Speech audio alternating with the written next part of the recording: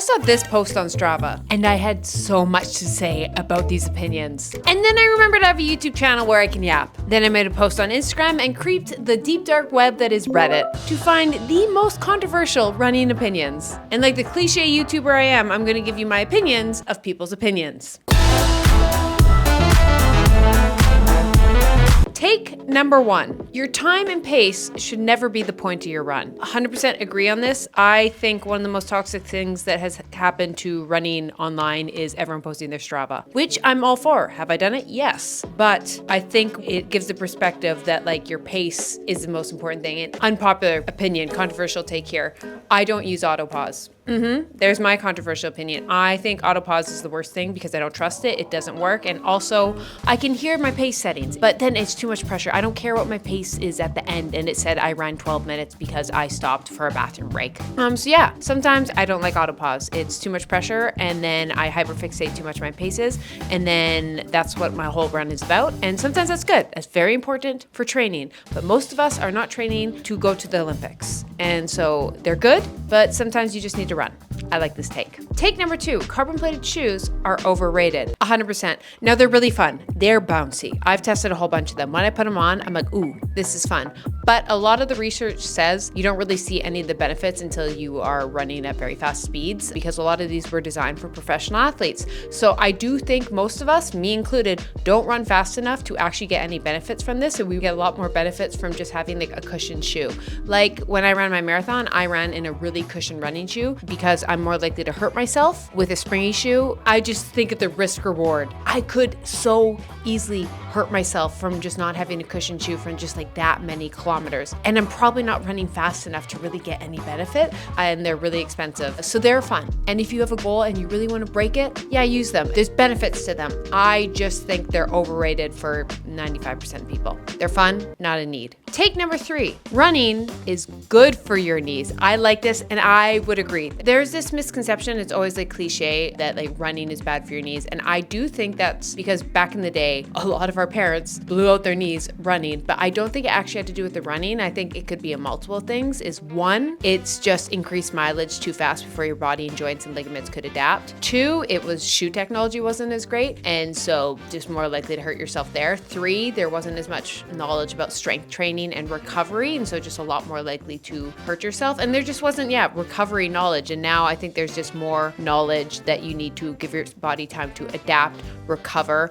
And yeah, the reality is if you just suddenly go 0 to 100 and start running ultras and you do ultra marathon running on concrete with bad shoes, bad form, never recover, they'll probably destroy your knees. But on the flip side, building up over time your ligaments and joints at a proper pace that your body can adapt, good for your knees. So I agree with that take. And I know the boomers come and we can fight and debate in the comments because this is something fun to debate about. It's not that deep.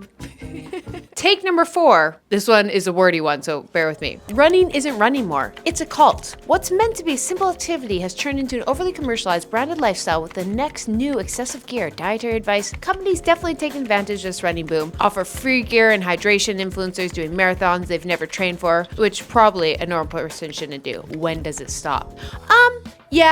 I agree, but I also disagree because I think this is one of those examples of like we're in a niche online, and we'll talk more about that later on because there's a lot of heated takes on running influencers. But I think this is an example of whenever I see online, I'm like, there's these running groups and everyone has these crazy gear and everyone's running these paces. I see this. And then I go in my neighborhood joint and see actual runners. And it's so normal. Yeah, there's a bit more hype beast, and you can definitely see me, someone who you're like, oh, you are chronically online. And you can tell who's chronically online by their outfits. And that honestly is 5%. And so certain cities, I've heard New York and like Sydney, yes, it is taken over. But I think that's one of those examples we have to look around in our own running communities. And we're like, oh yeah, most of us just wear a baggy t-shirt, go on nice jogs, do the runner's high.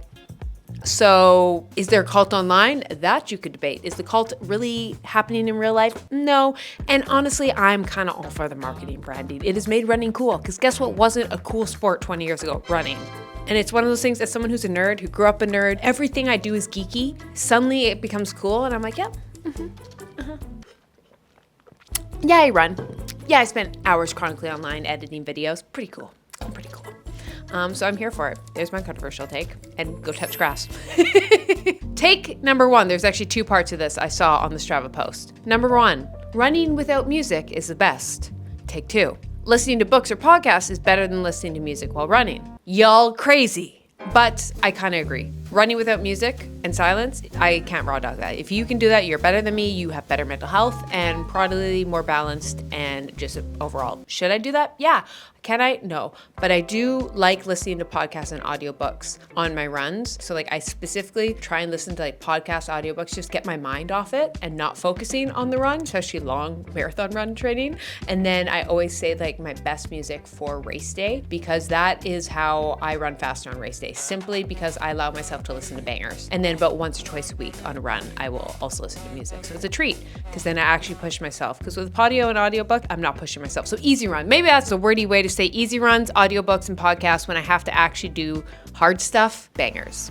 And if you listen without music, you're better than me. Take number 6. You should have multiple shoes for different types of run. Yes and no. I think ideally, because there is different shoes. There's different cushion levels. Like if you're sprint training, carbon braided shoes, a bouncier shoe. If you're doing a slow, easy run, a more cushioned shoe, allow your body to recover. Like there is a spectrum of like shoes for specific types of runs. The reality is that's probably a waste of money for 99.9% of people, because most of us, myself included, just kind of push yourself a little, chill out a little bit. So like I just a lot of the times just go off feel. I do test running shoes for YouTube, so I know I'm a hypocrite there, but in my like daily not YouTube life, like I just grab a pair of Asics Nimbus. I'm like, these are comfy, they feel good, and I know I can run 5 to 42K in them and my body be happy. So is it ideal to have multiple shoes? Yeah, it would also be ideal to be a millionaire, but that's not reality. So what benefit are you really gonna get from having this better shoe? Like once again, you're not training for the Olympics. Like it's not really gonna make or break. Olympians need that 0.0001%. Us regular folks could probably just do an extra 40 squats a week and see better benefits. Take number 7, pausing Strava doesn't count towards my time. Stopping to look at scenery is important. On the opposite side, there's that whole Instagram account of people calling out influencers posting their Strava time versus their chip time. And there's multiple reasons. Yes, technically when you run a race, you have your chip, and that is your accurate time. And that is what technically, if you want to brag and have a PR, that's what you go off, because the GPS is wrong on Strava and our watches. Also, like me, on a marathon, I might go to the bathroom 1 to 3 times. And if I have auto pause on, it's going to pause. And so it will say my race is faster than it actually was. And that's what usually happens. Yeah, I usually go to the bathroom a couple times, and so my Strava time is usually 3 minutes faster than my chip time. And if someone wants to post that, it's not that deep. I don't think it's that deep. And also, I agree. When you're on a run and it's just you and you're going out and back to the distance and pace, I think you can guilt-free pause your watch and go just enjoy. That's why I was like, there's just this pressure on the Strava thing. Like, it's not that deep. If I paused my watch or I didn't, it's not that deep. Like, why is this moral? It's not moral if you paused your Strava. Here's the problem. If you go around and be like, yeah, I'm a sub 3-hour marathon runner, and I'm going to start selling programs, and I'm kind of like a big deal, and it's your Strava, not your real one. I'm like, yeah, no, that's not your PR. But if you just like post it at the race, let people have it. Let people have it. I'm like, pause your watch and go on a run. And yeah, I'm all here for it. I don't care. It's like outside, I was like, you can't make me care about that. Which makes me do take number 8, it's okay to walk. Also, sometimes I just have an idea. I'm on a run, 2K in, I have an idea for a YouTube video, stop, walk a little bit, write it down, keep going. That's okay. You can stop and walk. And a lot of this is me talking to my former self, not talking to you guys, is I used to think this run starts, I cannot stop at all. This doesn't count towards my time. I cannot stop and walk. And then one day I remembered I had free will. And I was like, oh, I can just stop right now. And it's a slippery slope, because suddenly you're stopping every few minutes and all this. And so, you know, there's the line of when you're pushing yourself, being lazy. And then there's also being like, yeah, I can just stop.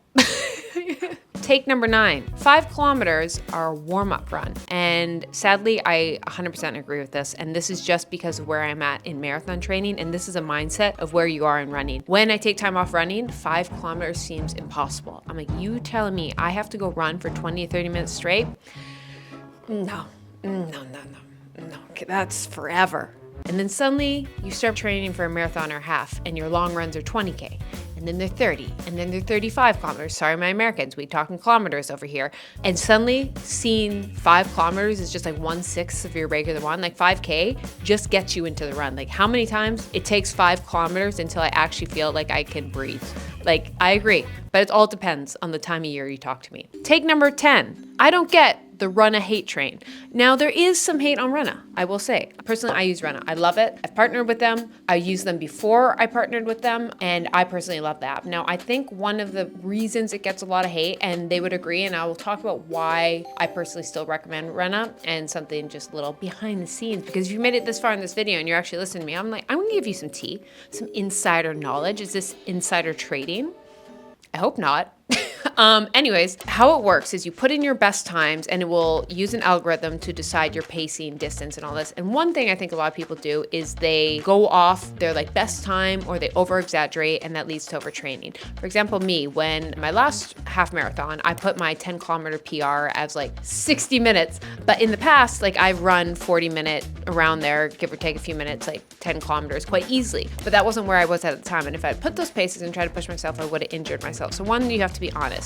2, you have to account for your own uniqueness. So this is why I was like, Runna is a couple dollars a month program. It's not going to replace your physiotherapist, fitness trainer. It's more, instead of just following a generic plan, it actually does adapt to your paces, training, individualities, but it has limits. And I think that's what a lot of people have to realize. Like, you're still responsible for physical training outside of your Runna program. Now, ideally, is it as efficient as a coach? No, because that's the idea behind Runna, is like, you don't have the means to hire a coach, the time. Like, even myself, I can't be bothered to have a running coach. So it is so much cheaper to have an app that can adapt and do the calculations that a coach might actually be doing. And yes, if you really want to go extreme, super personalized, you have to do a coach. But I do think Runna is the best out there. And my favorite thing about Runna and why I use it, and why actually all the brands I partner with, is I know the people behind the scenes.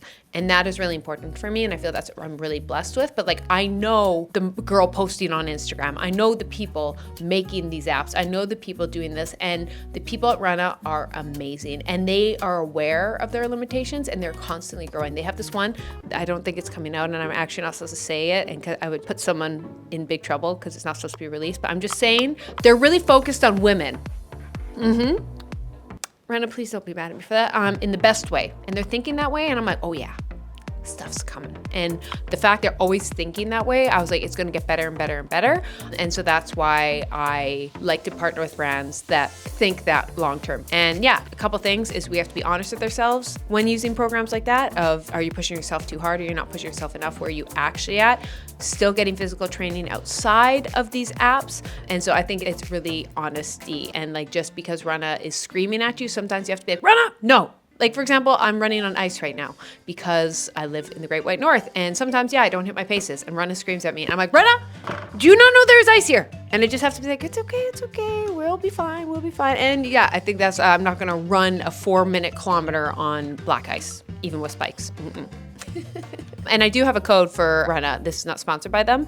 If you use Keltie, you get like 2 weeks free. So try it out. See if it's for you. I love it. Take number 11. You don't need as much water as you say you do. Yes and no. Some people don't drink enough water, and some people drink too much water, and it really depends on you. But also, I'd say the biggest thing with drinking water is like, it's not just water, especially when you're running, is electrolytes. So you can have a hydration imbalance just by drinking excessive water and not replenishing enough electrolytes. And so like for me, for example, how much I sweat doing marathon training, if I were to just drink water, I would get major cramps. But the reason I don't get cramps is because I supplement every day with Element, my favorite electrolyte drink, because of its science-based ratio of 1,000 milligrams sodium, 200 milligrams potassium, and 60 milligrams of magnesium. It tastes delicious. Right now in here, we have the OG original loving of top flavors, citrus, but I do love the grapefruit and chocolate, and it's delicious. It's the easiest healthy habit because it makes water taste good, helps reduce cramps, brain fog. It makes sure your brain doesn't turn into sounding like a frog because of brain fog.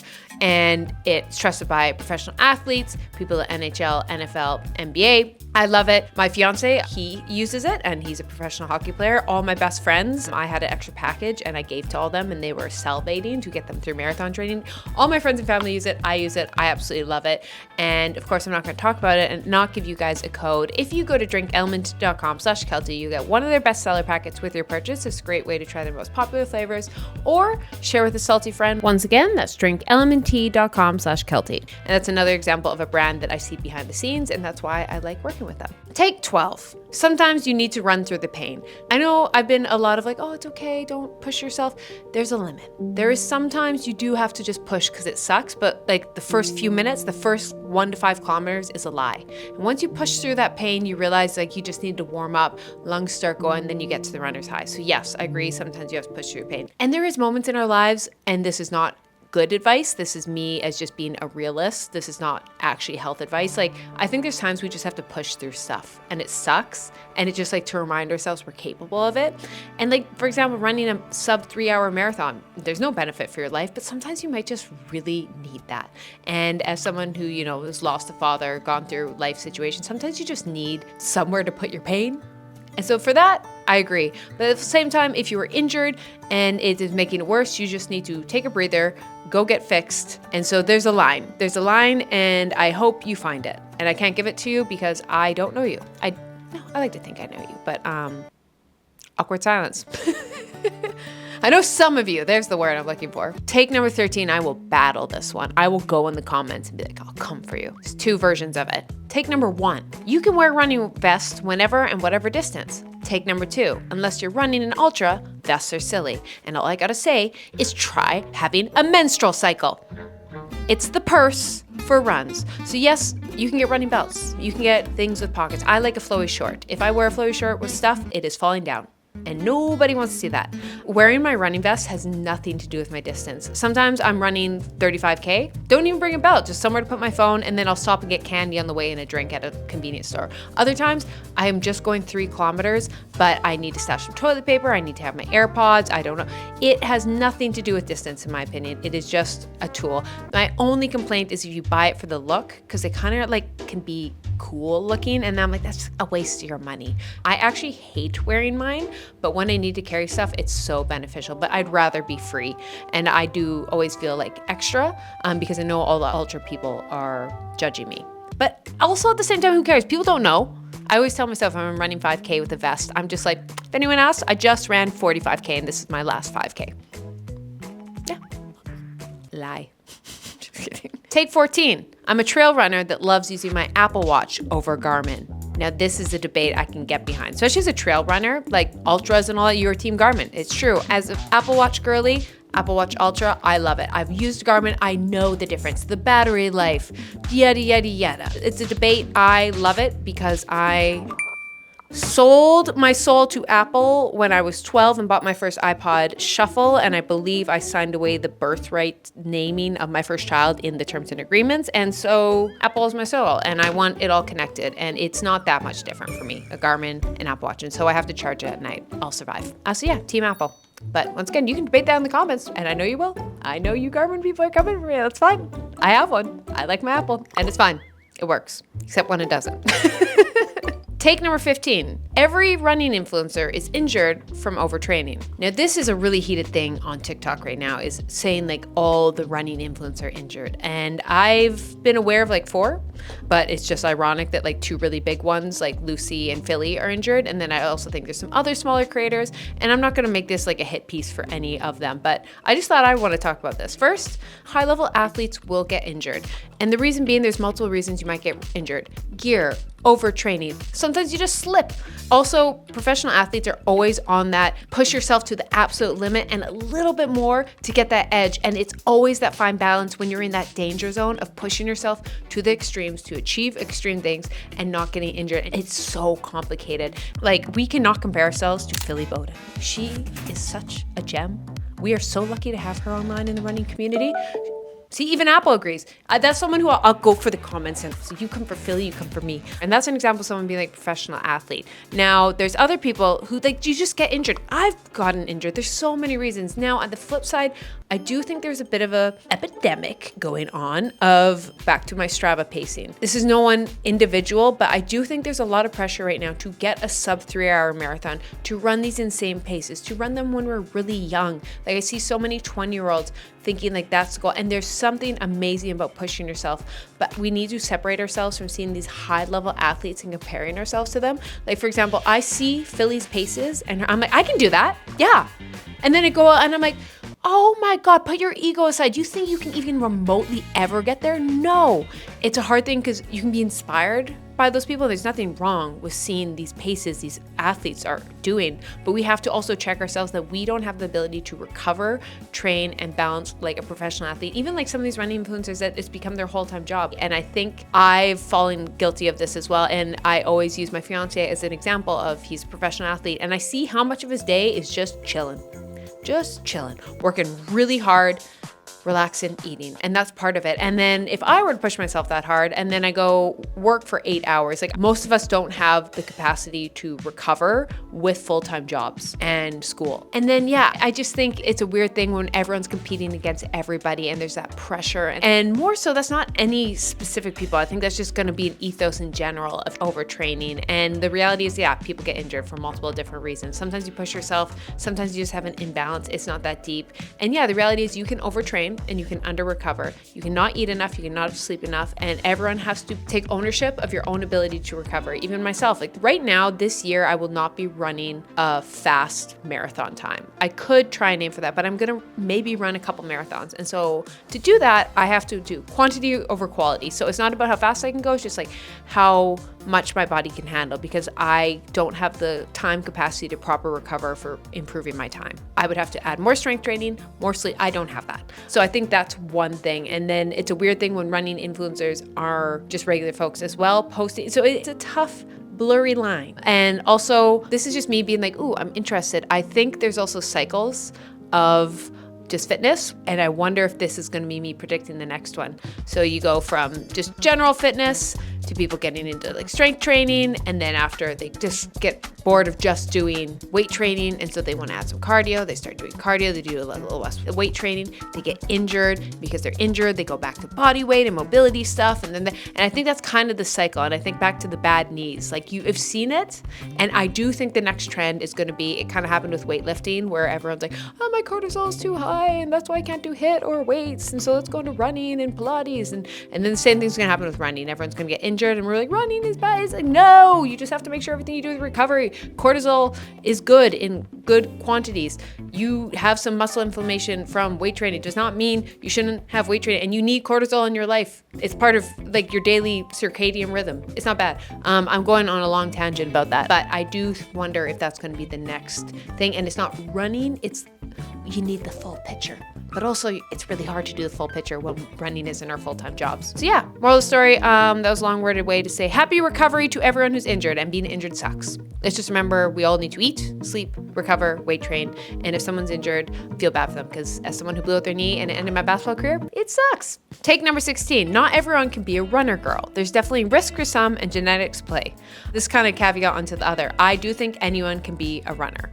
Where your starting point is going to be different for every single person. I will use me as doing splits, for example. I have tried to get the splits and spent a whole year and I could barely do it. I didn't do it because I didn't grow up doing sports that involved flexibility. On the flip side, I did sports that involved running. So my body from a young age adapted to running, and that's how I think I took on running real fast. And I think you have to take into account, it's not just genetics, it's what sports you did or didn't play growing up. And the farther away you were from running is the longer it will take to get there. Anyone can do it, and it's going to be different. You know, some people have disabilities, so their running might be in the form of a wheelchair, and so there's stuff like that, of course.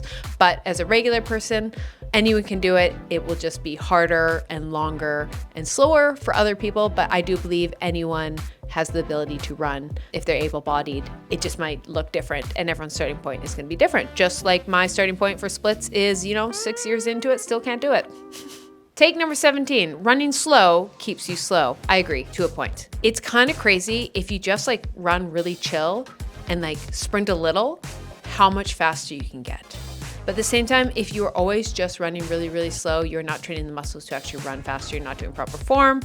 But it's a weird thing. It's a weird thing. If you just do a bit of sprint training, I've noticed how much faster I can get.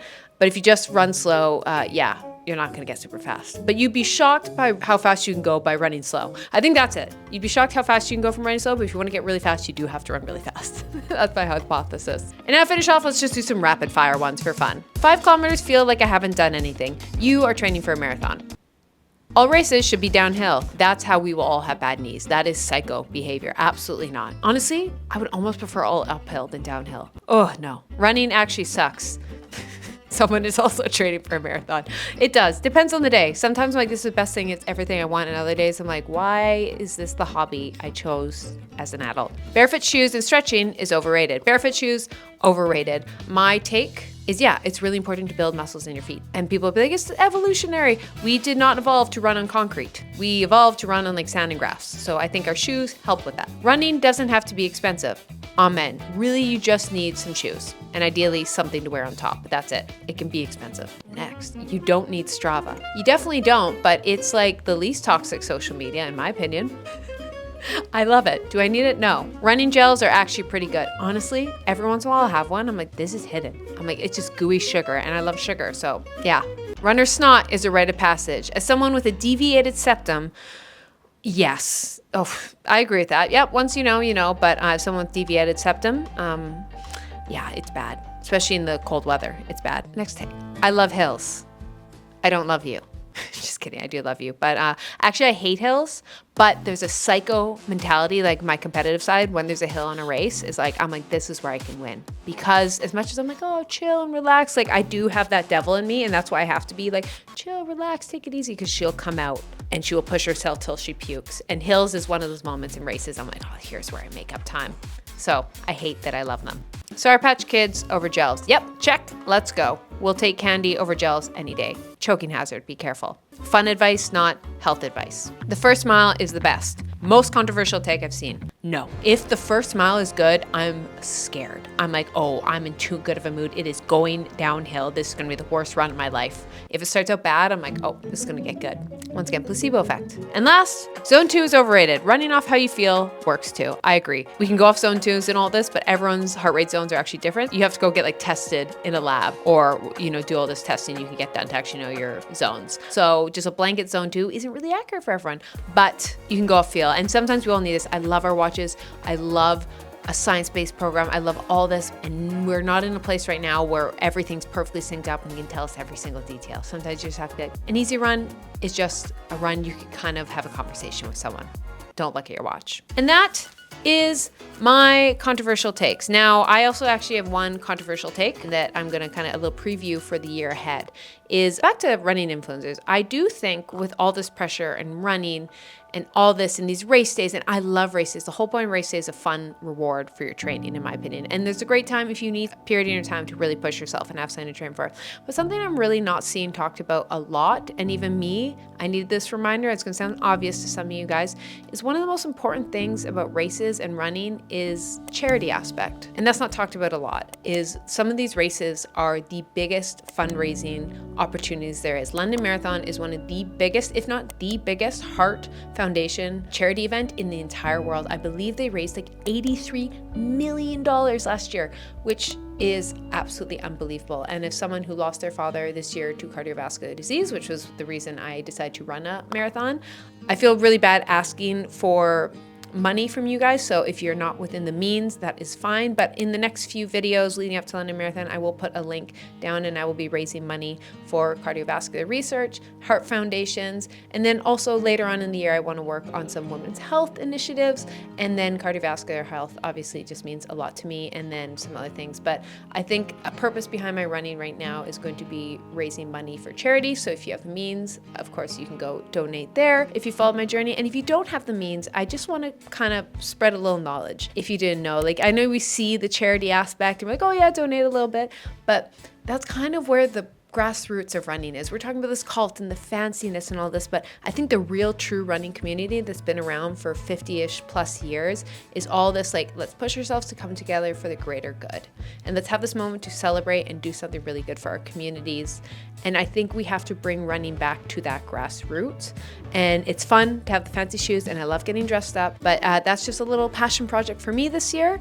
And my hot take is let's care a little bit less about paces and a bit more about, I wish I had a fun rhyme, just giving back. And if you don't have the means, maybe there's something to look forward to and raising money your own way. And then if you have the means, of course, it would mean the world to me, but I know money is tight right now, but that is what I will be running for this year. And it feels right. It feels really right now. I'm not going to get emotional. Dead Dad Club, we have to laugh through the pain, like running. On that note, laughing through the pain, that is running, and I'm going to leave it on that.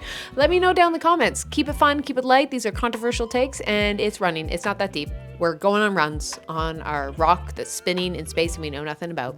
Have a great day. Go pet dog. Love you guys. Bye.